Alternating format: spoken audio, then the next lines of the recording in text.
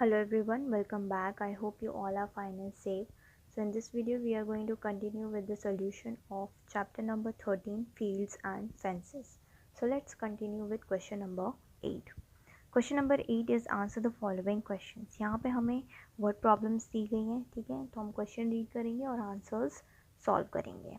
So number 1 is from the corner of a square A, if a small square of 1 centimeter is cut off, then the figure formed is B. Will the boundary of B be less or more than A? Find its length. Okay. एक square था, ठीक है, square ए, ठीक है, यहाँ पे दिया है स्क्वायर ए जिसकी हर एक साइड क्या है 4 सेंटीमीटर है, ठीक है, इस तरीके से 4 सेंटीमीटर्स, ठीक है, 1 सेंटीमीटर 2 सेंटीमीटर 3 एंड 4 सेंटीमीटर्स.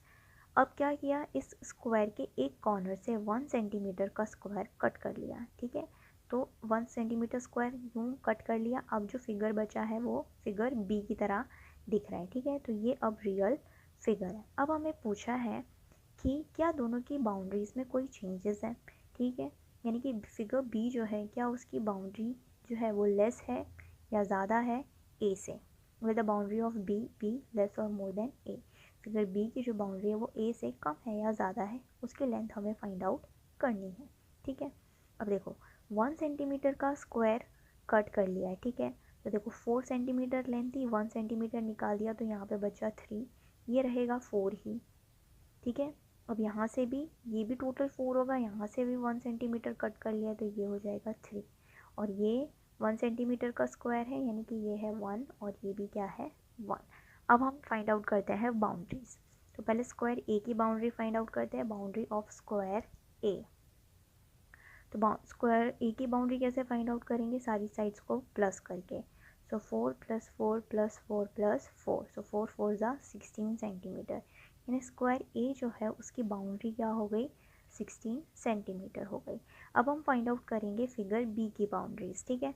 तो फिगर बी की बाउंड्रीज फाइंड आउट करने के लिए क्या करेंगे, 4 + 4 3 + 3 1 + 1. So boundary of figure B is equals to 4 + 4 3 + 3 1 + 1 which is equals to 16 centimetre, ठीक है. यानी कि दोनों की जो बाउंड्रीज़ हैं वो क्या है इक्वल ही है, इवन दो 1 सेंटीमीटर का स्क्वायर कट आउट कर लिया फिर भी. Therefore figure A and figure B will have equal boundary length, ठीक है, यानी दोनों की जो फिगर है उन दोनों की जो बाउंड्रीज़ है वो क्या है सेम ही है. Now let's C next one, number 2. Number 2 is if the small square of side 1 centimeter is cut off from the square A as shown below, then figure C is formed. Will the boundary of C be less or more than A? Find its length. देखो figure A यानी कि एक square था ए, इस तरीके का square था जिसकी साइड्स थी 3 सेंटीमीटर, ठीक है, 3 centimetre 3 centimetre 3 centimetre and 3 centimetre. अब इस फिगर में से क्या किया, यहाँ सेंटर से 1 सेंटीमीटर यानी जिसकी साइड 1 सेंटीमीटर की हो ऐसा स्क्वायर यहाँ से कट कर लिया, ठीक है. तो फिगर सी कुछ इस तरीके से ऑब्टेन हुआ, ठीक है. तो देखो ये साइड यहाँ 3 सेंटीमीटर थी तो यहाँ भी 3 सेंटीमीटर होगी, ये भी 3 सेंटीमीटर और ये भी 3 सेंटीमीटर. अब यहाँ से 1 सेंटीमीटर का स्क्वायर कट कर लिया तो यहाँ से 1 सेंटीमीटर गया तो ये बचा 1 सेंटीमीटर और ये भी हो गया 1 सेंटीमीटर. अब सिंस स्क्वायर 1 सेंटीमीटर का था, ठीक है, यानी तो उसकी हर एक साइड क्या होगी 1 सेंटीमीटर होगी, तो ये भी 1 सेंटीमीटर ये भी 1 सेंटीमीटर और ये भी 1 सेंटीमीटर. अब हमें पूछा है कि जो सी फिगर की बाउंड्रीज़ है क्या वो ए फिगर की बाउंड्रीज से कम है या ज़्यादा है, ठीक है, हमें लेंथ फाइंड आउट करनी है. तो सबसे पहले हम लेंथ फाइंड आउट करेंगे स्क्वायर ए के बाउंड्रीज़ की. So boundaries of square A is equals to 3 + 3 + 3 + 3, so 4 3 ज़ा 12 सेंटीमीटर्स, यानी फिगर ए की बाउंड्रीज कितनी है 12 सेंटीमीटर है. अब हमें फाइंड आउट करनी है सी की बाउंड्रीज. तो क्या करेंगे 3 + 3 + 3 +1 +1 +1 +1 +1, ठीक है, 5 1 है सो 5 टाइम्स 1 को प्लस कर देंगे, ठीक है. सो आंसर इज़ 14 सेंटीमीटर, यानी कि फिगर सी की जो बाउंड्री है वो है 14 सेंटीमीटर, यानी कि फिगर सी की बाउंड्रीज ए से ज़्यादा है, ठीक है, 14 is greater than 12. Therefore, length of the boundary of figure C is 2 cm more than figure A. ठीक है। सी की बाउंड्री कितनी है 14 सेंटीमीटर, ए की बाउंड्री है 12 सेंटीमीटर, कितनी ज़्यादा है 2 सेंटीमीटर ज़्यादा है। सो फिगर सी की बाउंड्री 2 सेंटीमीटर ज़्यादा है फिगर ए से। Now number 3, if 8 squares of side 1 centimeter are cut out from the square D, then the figure formed is E. Find will the boundary of E be less or more than D? Find its length. देखो एक square था D के जैसा जिसकी हर एक boundary यानी हर एक side क्या थी 5 सेंटीमीटर थी। अब इसी स्क्वायर में से 8 स्क्वायर्स काट लिए 1 सेंटीमीटर्स के और जो फिगर ऑब्टेन हुआ वो E की तरह था। देखो एक स्क्वायर यहाँ से काट लिया, एक यहाँ से, ठीक है, इधर से भी 2 काट लिए, इधर से भी 2 काट लिए, इधर से भी 2 काट लिए। सो 2 4 6 8 इस तरीके से 8 स्क्वायर्स कट आउट कर लिए। ठीक है, अब हमें फाइंड आउट करना है कि दोनों की बाउंड्रीज क्या है और ई की बाउंड्री डी की बाउंड्री से ज़्यादा है या कम है। ठीक है, तो देखो यहाँ से 1 सेंटीमीटर्स के स्क्वायर्स काट लिए तो हर एक साइड क्या बचती है 1 सेंटीमीटर की ही बचती है। ठीक है, तो सबसे पहले फाइंड आउट करते हैं कि हम डी की बाउंड्रीज क्या है। तो length of the boundary of square D 5 + 5 + 5 + 5, सो 5 4 ज़ा 20, यानी फिगर डी स्क्वायर डी जो है उसकी बाउंड्रीज है 20 सेंटीमीटर्स। अब हम देखते हैं we know that there are 36 edges measuring 1 centimetre in shape E.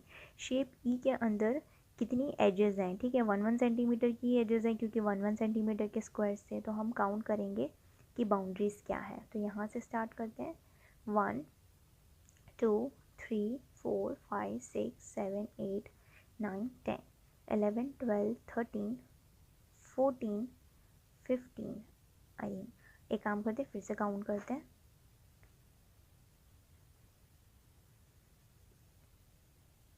Okay 1 2 3 4 5 6 7 8 9 10 11 12 13 14 15 16 17 18 19 20 21 22 23 24 25 26 27 28 29 30 31 32 33 34 35 36। ठीक है, 36 एजेस है 1 सेंटीमीटर की, यानी कि ई की बाउंड्री हो गई 36 सेंटीमीटर। ठीक है, सो we know that there are 36 edges measuring 1 centimeter of shape E, so boundaries of shape E is equals to 1 into 36 centimetre. ठीक है, अभी हमने काउंट किया फिगर E की बाउंड्रीज है वो है 36 सेंटीमीटर्स। ओके, तो अब देखो D की स्क्वायर D जो था उसकी बाउंड्रीज थी 20 सेंटीमीटर और फिगर E की बाउंड्रीज है 36 सेंटीमीटर जो कि ज़्यादा है। ठीक है, और कितनी ज़्यादा है 36 minus 20 12 centimetre, therefore 36 minus 20 16 centimeter, therefore length of the boundary of figure E is 16 centimeter more than figure D। ठीक है, तो स्क्वायर D से स्क्वायर E की बाउंड्रीज ज़्यादा है, कितनी ज़्यादा है 16 सेंटीमीटर्स ज़्यादा है। Now let's see number 9। Now question number 9, Usha and Nisha are running a race as shown in the figure. Usha is running on the inner circle, Nisha is running on the outer circle. Nisha runs faster than Usha but still she loses the race. Why? अब देखो यहाँ पे दो circulars ऐसे दो field है, एक circular field है और देखो दो ट्रैक्स दिए गए हैं, निशा और उषा उसके ऊपर भाग रहे हैं। ठीक है, यहाँ पे एक फिनिश लाइन और स्टार्टिंग लाइन दी हुई है। अब देखो निशा जो है वो आउटर ट्रैक पे भाग रही है, उषा जो है वो इनर ट्रैक पे भाग रही है। ठीक है, अब जो आउटर ट्रैक है ठीक है उसका लेंथ ज़्यादा होगा डेफिनेटली, और जो अंदर वाला ट्रैक है उसका जो लेंथ होगा वो क्या होगा कम होगा। ठीक है, तो क्वेश्चन में क्या बोला है कि निशा सबसे फास्ट दौड़ रही थी फिर भी वो हार गई। तो क्यों हार गई, क्यों, क्योंकि जो आउटर ट्रैक है उसका लेंथ ज़्यादा है और जो इनर ट्रैक है उसका लेंथ कम है। तो उषा अगर स्लो भी भागती है तो भी वो जीत जाएगी क्योंकि जो इनर ट्रैक है वो आउटर ट्रैक से कम लेंथ का है। ठीक है, तो आंसर क्या होगा कि निशा किस लिए हार गई, क्योंकि आउटर ट्रैक का जो लेंथ है वो ज़्यादा है इनर ट्रैक के कंपैरिजन में। So answer we know that the inner circle has shorter boundary when compare to the outer circle. ठीक है, इनर ट्रैक क्या है उसकी बाउंड्रीज कम है compare to the outer track. Nisha runs the outer circle and has to cover more length. Nisha बाहर दौड़ रही है और उसको ज़्यादा डिस्टेंस कवर करना है, hence Nisha loses the race. इसलिए निशा फास्ट भाग रही है फिर भी वो हार गई है। Next is question number 10। As shown in the figure, if Rakesh, Kinjal and Jatin runs a race from a definite point in the same speed, then who will reach first? Why? अब देखो यहाँ पे हमें क्या दिया हुआ है, race track दिए हुए हैं, 3 रेस ट्रैक्स दिए गए हैं, ठीक है। यहाँ से देखो सबका स्टार्टिंग पॉइंट क्या है, अलग स्टार्टिंग पॉइंट है, और फिनिश लाइन क्या है, सेम है। तो ये जो स्टार्टिंग पॉइंट है और फिनिश लाइन है वो हमें कुछ इस तरीके से दिए गए हैं कि राकेश, किंजल और जतिन, ठीक है, तीनों को इक्वल डिस्टेंस कवर करना पड़े, ठीक है। तो तीनों रेस लगा रहे हैं, ठीक है, स्टार्टिंग पॉइंट दिया है, फिनिश पॉइंट दिया है। हमें ये बताना है कि अगर वो सेम स्पीड से जा रहे हैं, ठीक है, refined point in the same speed, who will reach first. तो वो एक ही स्पीड से जा रहे हैं, तो हमें ये बताना है कि सबसे पहले कौन पहुंचेगा और क्यों पहुंचेगा, ठीक है। तो देखो सबसे पहले तो हमें इस यहाँ पे क्या दिखाई दे रहा है कि स्टार्टिंग पॉइंट डिफरेंट है और फिनिश लाइन सेम है, यानी कि स्टार्टिंग पॉइंट और फिनिश लाइन को कुछ इस तरीके से अरेंज किया है कि तीनों को सेम डिस्टेंस कवर करना पड़े, ठीक है। अब राकेश, किंजल और जतिन सेम स्पीड में भाग रहे हैं, तो सेम स्पीड में भाग रहे हैं, ठीक है, और same starting point, same distance cover करना है। तो कौन जीतेगा? डेफिनेटली तीनों, ठीक है, क्योंकि सेम स्पीड है, ठीक है, डिफाइनाइट पॉइंट है, डिफाइनाइट पॉइंट से जाना है, सेम डिस्टेंस कवर करना है, सेम स्पीड से जा रहे हैं, तो ठीक है। को सिंस बोला है सेम स्पीड से जा रहे हैं, तो हम ये नहीं बोल सकते कि राकेश जीतेगा या किंजल जीतेगी या जतिन जीतेगा। सिंस दोनों एक ही स्पीड से जा रहे हैं, तीनों को एक ही डिस्टेंस कवर करना है, तो कौन जीतेगा? तीनों ही जीतेंगे, ठीक है। तो हम लिखेंगे answer, all the three will win the race as the tracks are arranged in such a manner that all has to cover the same distance, ठीक है, सबको सेम डिस्टेंस कवर करना पड़े, इस तरीके का अरेंजमेंट है। तीनों एक स्पीड से जा रहे हैं, इसलिए all the three will win the race, all the three will reach at the same time. Now next, number 11, question number 11, as shown in the figure, are both the gardens equally big? How? अब देखो यहाँ पे हमें दो park दिए गए हैं, एक तो पार्क 1 है, पार्क 2 है, और यहाँ पे हमें रोड गिवन है, ठीक है। अब हमें ये बोला है कि क्या दोनों पार्क जो है वो सेम है, ठीक है, इक्वल लेंथ के हैं, और क्या एक वो दोनों एक दूसरे से बड़े हैं, ठीक है, या कोई पार्क छोटा है, ये चीज़ हमें बतानी है, ठीक है। तो इसको फाइंड आउट करने का एक तरीका क्या है, देखो पार्क अगर हमें दिया है, रियल सेंस में अगर हमें पार्क का मेजरमेंट करना है, तो हम क्या करेंगे, take a long rope and place along the boundary of park 1 to measure the length, ठीक है, एक लंबा सा रोप लेंगे और इसके साइड्स पे हम रख देंगे, ठीक है। तो हमें क्या पता चल जाएगा कि पार्क 1 का जो बाउंड्री है वो कितना लॉन्ग है। Similarly place the rope along the boundary of park 2 to measure the length. Similarly क्या करेंगे, पार्क 2 को भी मेजर करने के लिए क्या करेंगे, एक लॉन्ग रोप लेंगे और इसकी बाउंड्रीज पे रख देंगे, तो हमें पता चल जाएगा पार्क 2 की बाउंड्रीज कितनी लॉन्ग है, ठीक है। रोप मेजर कर लेंगे, दोनों का मेजरमेंट पता चल जाएगा क्या क्या बाउंड्रीज है, ठीक है।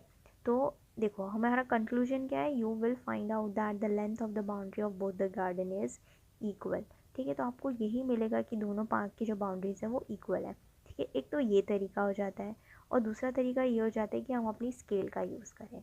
तो देखो ये वाली साइड जो है वो है 4 सेंटीमीटर, ठीक है, ये रेक्टेंगल है तो ये दोनों 4 सेंटीमीटर हो जाएंगी, ठीक है, और ये है 3 सेंटीमीटर, ठीक है, तो ये 3 सेंटीमीटर है, ये भी 3 सेंटीमीटर है। सो 4 + 4 8 एंड 6 + 6 सॉरी 3 + 3 6, तो 8 + 6 हो जाता है 14 मीटर्स, ठीक है, 14 मीटर्स मान लेते हैं। सिमिलरली हम क्या करेंगे, पार्क 2 का भी इसी तरीके से मेजर कर लेंगे। देखो मान लेते हैं ये है 3 मीटर्स, ठीक है, तो ये भी 3 मीटर्स, और ये साइड हो जाती है देखो 4 metres 4 metres. So again 4 + 4 3 + 3 14 metres. ठीक है, तो अगर हम अपनी स्केल का भी यूज़ करते हैं तो हमें क्या पता चल रहा है कि दोनों की जो बाउंड्रीज़ है वो इक्वल लेंथ की, यानी कि दोनों जो गार्डन्स है वो इक्वली बिग है। ठीक है, तो यहाँ पे हमारा क्वेश्चन नंबर 11 होता है ख़त्म। If you have any doubt, query और suggestion, let me know in the comment section. I will see you in the next video with the next part of this chapter. Till then, bye bye, take care.